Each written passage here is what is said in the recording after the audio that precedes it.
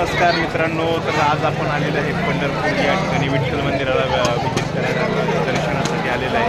तर पावत असताना इथं वातावरण जे आहे अगदी प्रसन्न असं वातावरण आहे. सगळी गर्दी झालेली आहे भक्तांची. इथे नाना कसं काय वाटतंय नाना? कुटुंब गर्दी झालेली आहे आणि भक्तिमय